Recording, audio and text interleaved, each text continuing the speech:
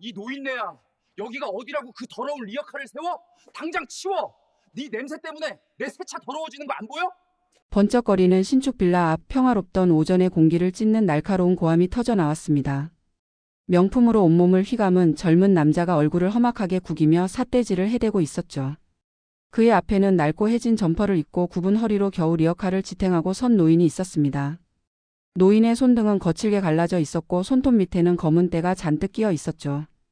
누가 봐도 하루 벌어 하루 먹고 사는 하찮은 폐지 줍는 노인의 모습이었습니다. 하지만 이 젊은 남자는 꿈에도 몰랐을 겁니다. 지금 자기가 소리를 지르며 멸시하고 있는 이 노인이 사실은 이 동네 전체 재개발권을 쥐고 흔드는 굴지의 건설 시행사 정 회장이라는 사실을요. 정 회장은 평소 현장에 답이 있다는 철학으로 가끔 이렇게 가장 낮은 곳의 사람들을 직접 경험하곤 했습니다. 오늘은 유독 이 동네 주민들의 민심과 골목길의 실태를 파악하기 위해 폐지 줍는 노인으로 완벽하게 변장을 하고 나선 길이었죠. 아이고 젊은이. 미안하네. 골목이 워낙 좁아서 잠시 박스 좀 줍느라 세워둔 건데 금방 비켜주겠네. 조금만 기다려주게나. 정 회장은 일부러 목소리를 낮추고 비굴할 정도로 허리를 굽혔습니다. 그는 보고 싶었습니다. 이 화려한 빌라 뒤에 숨겨진 인간들의 진짜 민낯을요. 그런데 돌아온 건 사과에 대한 수용이 아니라 더러운 오물이었습니다. 남자는 코를 막으며 발로 리어카에 실린 폐지들을 걷어찼습니다. 미안하면 다야? 내가 여기서 줍는 이 쓰레기들 다 합쳐봐야 내 차 타이어 한 짝값도 안 돼. 이 영감탱이야. 옷꼬락서니 하고는 길거리에서 썩은 냄새 풍기지 말고. 당장 사라지라고. 그 남자는 급기야 마시고 있던 아이스 아메리카노 컵을 정 회장의 발치에 던져버렸습니다. 갈색 액체가 정 회장의 낡은 운동화와 바지 끝단에 튀어 얼룩졌습니다. 정 회장의 눈빛이 순간 아주 짧게 번뜩였습니다. 70평생 산전수전 다 겪으며 기업을 일궈온 노회한 사자의 눈빛이었죠. 하지만 그는 곧바로 다시 눈을 내리깔았습니다. 여기서 정체를 밝히는 건 너무 쉬운 복수였으니까요. 그는 이 젊은이가 얼마나 더 추악해질 수 있는지, 그리고 이 골목에 있는 다른 사람들은 어떤 반응을 보이는지 끝까지 확인하고 싶었습니다. 젊은이 말이 너무 심하지 않은가. 나도 이 동네 사람이고 그저 정직하게 일해서 먹고 사는 사람인데. 정직? 웃기지 마. 너 같은 것들이 정직하게 살아서 그 꼴로 폐지나 줍는 거야. 나처럼 머리를 써서 건물을 세워야지. 알아? 여기 이 빌라 4명이야. 내가 여기 주인이라고. 어디서 급도 안 되는 게 가르치려 들어? 남자는 기고만장해서 자신의 금팔찌를 흔들어 보였습니다. 그는 이 지역에서 소문난 졸부의 아들이자 아버지가 세워준 빌라 몇 채로 거들먹거리는 전형적인 갑질업자였습니다.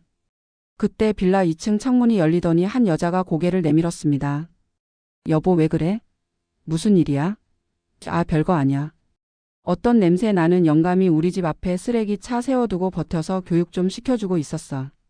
남자는 아내로 보이는 여자에게 낄낄거리며 큰 소리를 쳤습니다. 여자 역시 노인을 경멸 어린 눈빛으로 쳐다보더니 한마디 보태더군요. 어머 정말 불쾌해라. 여보 경비 아저씨 불러서 당장 쫓아버려. 우리 집 격 떨어지게 정말 왜 저런데? 정 회장은 쓴 웃음을 지었습니다. 부부라는 사람들이 어찌 저리 닮았을까 싶었죠.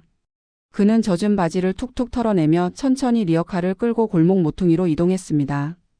뒤에서는 남자의 비아냥거리는 웃음소리가 계속 들려왔습니다. 가서 씻기나 해. 냄새 나니까. 리어카를 끌고 골목 끝자락에 멈춰 선 정 회장은 품속에서 최신형 스마트폰을 꺼냈습니다. 낡은 점퍼 안주머니에서 나온 번쩍이는 기기가 이질적이었죠. 그는 곧바로 어디론가 전화를 걸었습니다. 김비서인가? 나 정 회장 일세. 지금 내가 있는 구역 제2구역 재개발 부지 말이야. 거기 청운 빌라라고 있지? 그 건물주랑 그 일대 소유주들 명단 당장 파악해서 보고해. 그리고 우리 쪽에서 실행하려던 브릿지 론 연장건 전면 재검토하게. 정 회장의 목소리는 방금 전 골목에서 들리던 나약한 노인의 것이 아니었습니다. 단 한마디로 수백억의 자금을 묶어버릴 수 있는 거물의 위험이 서려 있었죠. 김비서는 당황한 듯 물었습니다. 회장님 갑자기 무슨 일이십니까?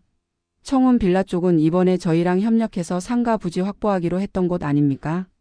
협력? 아니 그런 무례하고 인격이 바닥인 사람들과는 어떤 사업도 같이 하지 않네. 쓰레기를 치우는 건 내 리어카가 아니라 우리 회사가 해야 할 일인 것 같군. 전화를 끄는 정 회장은 리어카 손잡이를 꽉 쥐었습니다. 사실 그는 오늘 기분이 꽤 좋았습니다. 오랜만에 현장의 냄새를 맡으며 초심을 다지려 했거든요. 하지만 방금 겪은 일은 그에게 큰 깨달음을 주었습니다. 성공이라는 가면을 쓴 괴물들이 얼마나 많은지, 그리고 그들이 자신보다 약하다고 생각하는 사람들을 어떻게 짓밟는지 말입니다. 정 회장은 이제 단순히 재개발을 하는 것이 아니라 이 골목의 독소를 제거하기로 마음먹었습니다. 정 회장은 리어카를 끌고 인적이 드문 뒷골목으로 향했습니다. 낡은 창고 건물 옆에 리어카를 세워두고 그는 젖은 바지 끝단을 바라보며 깊은 생각에 잠겼습니다. 젊은 남자가 내던진 커피가 마르면서 끈적한 느낌이 다리에 감겨왔지만 그 불쾌함보다 더 정 회장을 괴롭힌 건 가슴속에서 치밀어 오르는 씁쓸함이었습니다.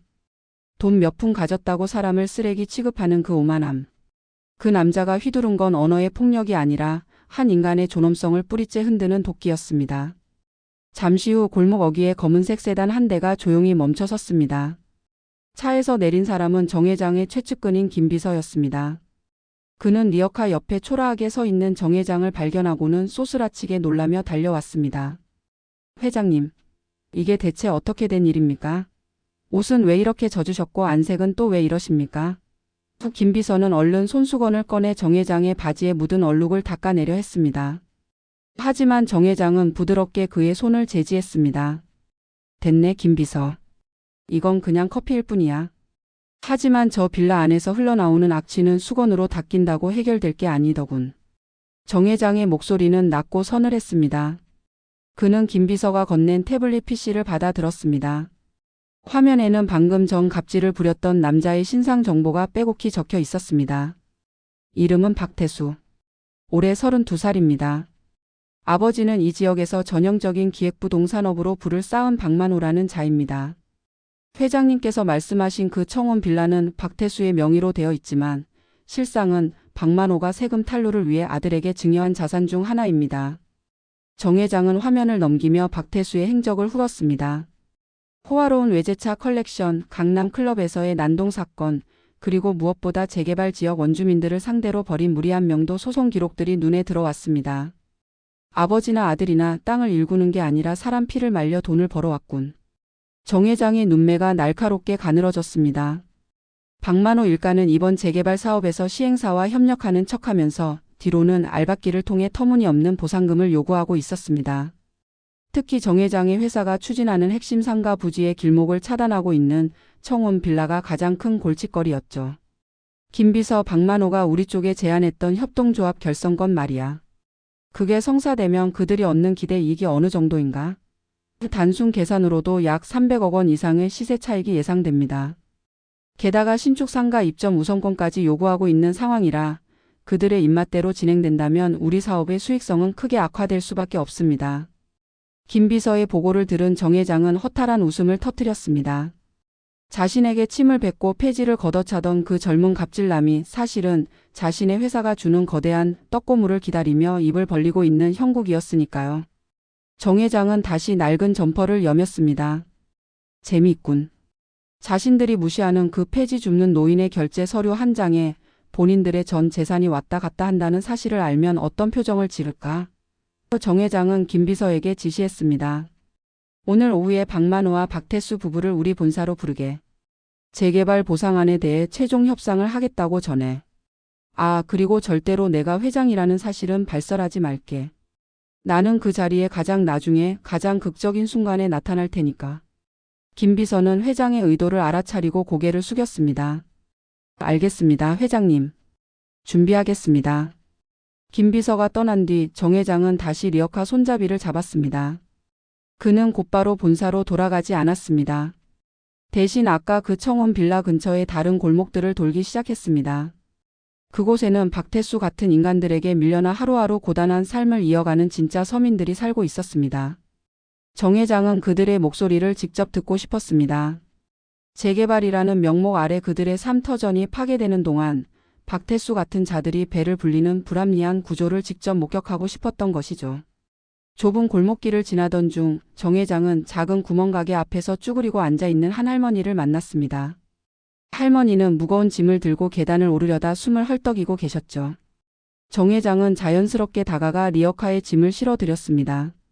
할머니, 제가 저 위까지 가져다 드릴게요. 이 리어카에 싣으세요. 할머니는 깜짝 놀라며 손사래를 치셨습니다. 아이고, 폐지 줍기도 힘드실 텐데 미안해서 어쩌나. 고마워요, 영감님. 할머니와 함께 길을 오르며 정 회장은 조심스럽게 물었습니다. 이 동네 재개발된다는데 할머니는 어디로 가시나요? 그 질문에 할머니의 눈시울이 붉어졌습니다. 가긴 어딜 가? 보상금이라고 받아봐야 전셋값도 안 되는걸. 저 아래 청운 빌라 주인네가 우리 같은 사람들 빨리 나가라고 매일같이 협박이야. 물을 끊느니 전기를 끊느니. 사람 살 곳이 못 돼. 정 회장은 주먹을 꽉 쥐었습니다. 박태수가 아까 자랑하던 그 빌라의 권력이 이 선량한 노인들에게는 거대한 흉기가 되어 휘둘러지고 있었던 겁니다. 정 회장은 할머니를 배웅하고 다시 리어카를 끌었습니다. 그의 발걸음은 이제 무겁지 않았습니다. 오히려 분노로 인해 힘이 실렸죠. 그는 결심했습니다. 단순히 개인적인 모욕에 대한 복수가 아니라 이 동네의 정의를 바로잡는 싸움을 시작하기로 말입니다. 그는 리어카를 폐지 수거장에 넘기고 근처 공원 화장실로 들어갔습니다. 낡은 점퍼를 벗고 미리 준비해둔 김 비서의 차 안에서 옷을 갈아입었습니다. 거울 속에 비친 정 회장은 이제 더 이상 폐지 줍는 노인이 아니었습니다. 수만 명의 직원을 거느리고 대한민국 건설업계를 호령하는 제왕의 모습으로 돌아와 있었죠. 하지만 그의 마음속에는 여전히 박태수가 던진 커피 얼룩이 남아 있었습니다. 그 얼룩이 지워지는 순간 박태수 일가의 화려한 성은 무너져 내릴 것입니다. 오후 2시 태성건설 본사 전략기획실 회의실에는 묘한 긴장감과 오만함이 동시에 감돌고 있었습니다. 화려한 대리석 바닥과 통창 너머로 보이는 서울 도심의 전경에 압도될 법도 한데 박만호와 그의 아들 박태수는 마치 이미 성공한 정복자라도 된 양 소파에 깊숙이 몸을 파묻고 있었습니다. 박태수는 오전의 일은 까맣게 잊은 듯 새로 산 수천만 원짜리 시계를 만지작거리며 비서가 내온 최고급 커피를 들이켰습니다. 아버지, 제가 말씀드렸죠. 태성건설 정도 되는 대기업도 우리 땅 없으면 사업 못한다니까요. 오늘 협상에서 아주 제대로 뽕을 뽑아야 합니다. 박태수의 목소리에는 근거 없는 자신감이 넘쳐났습니다. 박만호 역시 탐욕스러운 눈빛을 숨기지 않았습니다. 그래, 태수야. 이 바닥은 원래 목소리 큰 놈이 이기는 거다. 우리가 알박기 좀 했다고 저들이 어쩌겠어? 사업 지연되면 하루에 날아가는 이자만 수억일 텐데 결국 우리 요구 들어줄 수밖에 없지. 두 부부는 자기들이 휘두르는 갑질이 승리의 열쇠라고 굳게 믿으며 낄낄거렸습니다. 특히 박태수는 아침에 골목에서 마주친 폐지 노인에게 퍼부었던 독서를 무용담처럼 늘어놓았습니다. 아깨는 어떤 거지 같은 노인네가 리어카를 끌고 우리 빌라 앞을 막더라고요. 그래서 제가 아주 시원하게 커피를 부어버렸죠. 그런 인간들은 그렇게 밟아줘야 정신을 차리거든요. 그때 회의실 문이 열리고 김 비서가 무표정한 얼굴로 들어왔습니다. 박만호는 거드름을 피우며 물었습니다. 아니, 김 비서님. 정 회장님은 언제 오시는 겁니까? 우리도 바쁜 사람들이라 올해는 못 기다리는데 말이죠. 김 비서는 가방에서 두꺼운 서류 뭉치를 꺼내 탁자에 내려놓으며 차갑게 대답했습니다. 회장님께서는 곧 오실 겁니다. 그 전에 여러분이 요구하신 보상안에 대해 저희 쪽 최종 검토 의견부터 확인하시죠. 서류를 훑어보던 박태수의 얼굴이 순식간에 험악해졌습니다. 이게 뭐야? 보상금을 깎겠다고요? 게다가 상가 입정권도 불어? 당신들 지금 우리랑 장난해? 박태수가 서류를 집어 던지며 소리를 지르는 순간 회의실 뒷문이 천천히 열렸습니다. 묵직한 구두 소리가 정적을 깨트리며 다가왔습니다. 박태수는 고개도 돌리지 않은 채 소리쳤습니다. 누구야? 지금 우리 협상 중인 거 안 보여? 당장 안 나가? 하지만 돌아온 대답은 없었습니다. 대신 정장을 완벽하게 차려입은 노신사가 박태수의 맞은편 상석에 천천히 앉았습니다. 박만호와 박태수는 그제야 얼굴을 확인하고는 동시에 얼어붙었습니다. 박태수의 입이 다물어지지 않았습니다. 분명 오전에 자신이 쓰레기 냄새 난다며 커피를 부었던 그 폐지 줍는 노인의 얼굴이 태성건설 정 회장의 얼굴과 겹쳐 보였기 때문입니다. 정 회장은 아무 말 없이 박태수를 빤히 바라보았습니다. 그의 눈빛은 아까의 비굴했던 노인이 아니라 먹잇감을 응시하는 사자의 그것과 같았습니다. 박태수는 식은땀을 흘리며 더듬거렸습니다. 아니지? 그럴 리가 없는데. 아버지, 저 사람. 아까 그 노숙자 닮지 않았어요? 박만호 역시 상황 파악이 안 되는지 당황한 기색이 역력했습니다. 태수야, 무슨 소리냐? 이분이 태성건설 정 회장님이시다. 예에 갖춰. 하지만 정 회장은 차가운 미소를 지으며 입을 열었습니다.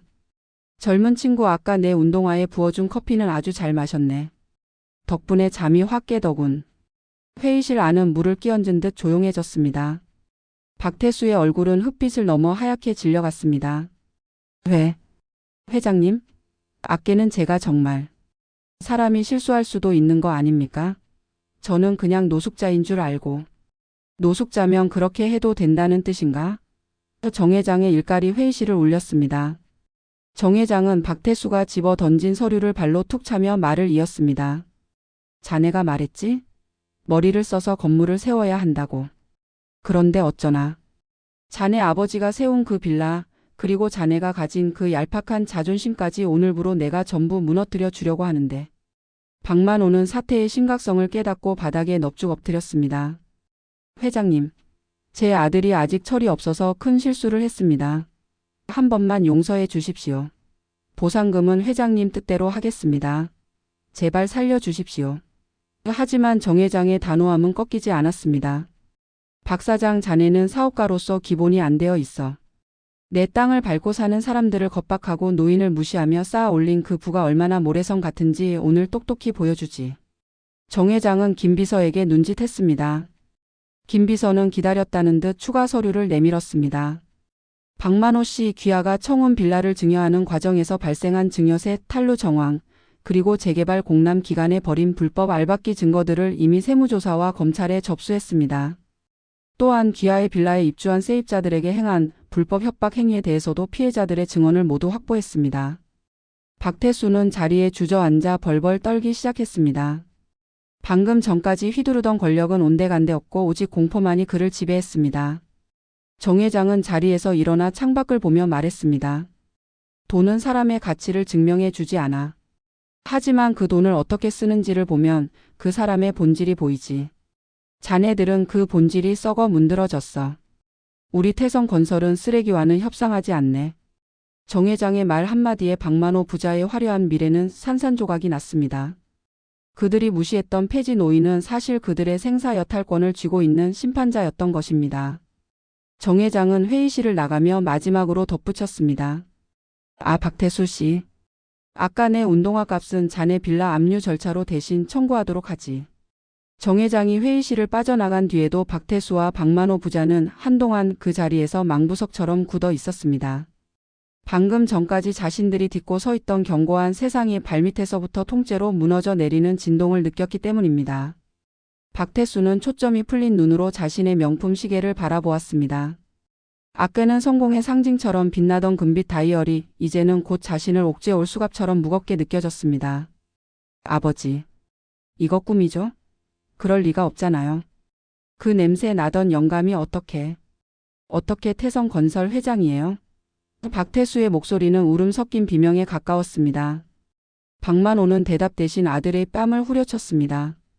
이 멍청한 놈아.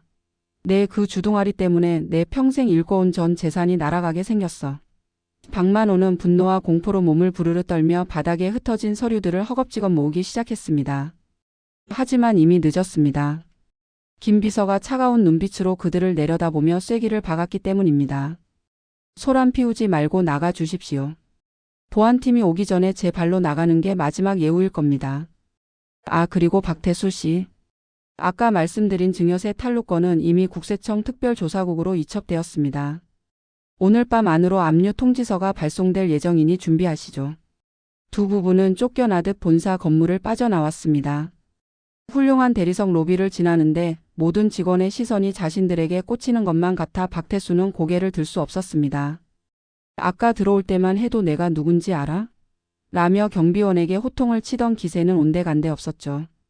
주차장으로 내려가 자신의 외제차에 올라탔지만 시동을 거는 손이 덜덜 떨려 제대로 운전조차 할 수 없었습니다.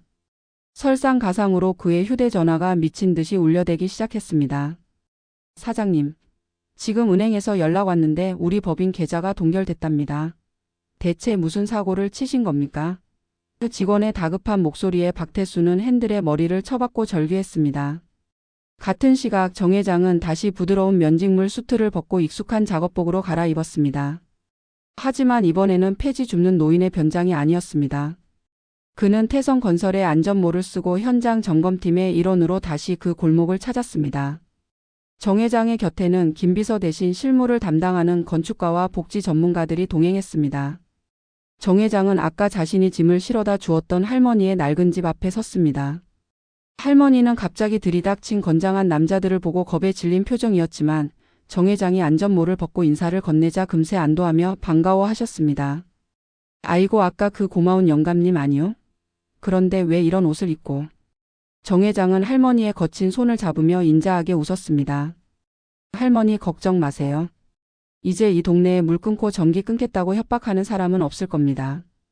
제가 약속드린 대로 할머니께서 평생 일궈오신 이 삶의 터전이 허무하게 무너지는 일은 없을 겁니다. 정 회장은 동행한 전문가들에게 지시했습니다. 여기를 그냥 밀어버리고 높은 빌딩만 세우는 게 목표가 아니네.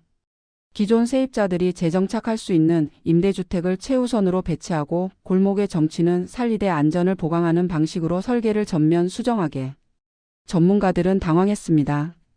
회장님, 그렇게 되면 사업 수익성이 15% 이상 떨어집니다. 주주들의 반대가 만만치 않을 텐데요. 정 회장은 단호하게 고개를 저었습니다. 기업의 이유는 사람의 눈물 위에서 쌓아 올리는 게 아니야. 우리가 저 박만호 같은 자들과 다른 점이 무엇인가? 우리는 미래를 짓는 사람들이지 사람을 쫓아내는 사람들이 아니네. 박만호 일가의 알박기 부지를 우리가 법적으로 환수하면 그 차익만으로도 충분히 메울 수 있어. 그 깡패 같은 자들에게 줄 돈을 여기 계신 분들의 보금자리를 위해 쓰란 말이야. 정 회장의 지시가 떨어지기 무섭게 골목 이곳저곳에서 변화의 바람이 불기 시작했습니다. 박태수가 사람들을 괴롭히며 휘둘렀던 공포의 정치는 끝났습니다. 정 회장은 직접 주민센터 강당에 서서 주민들을 만났습니다. 그곳에서 그는 더 이상 폐지 줍는 노인도 거만한 회장님도 아니었습니다. 진심으로 사람들의 이야기를 듣고 해결책을 고민하는 한 사람의 어른이었습니다.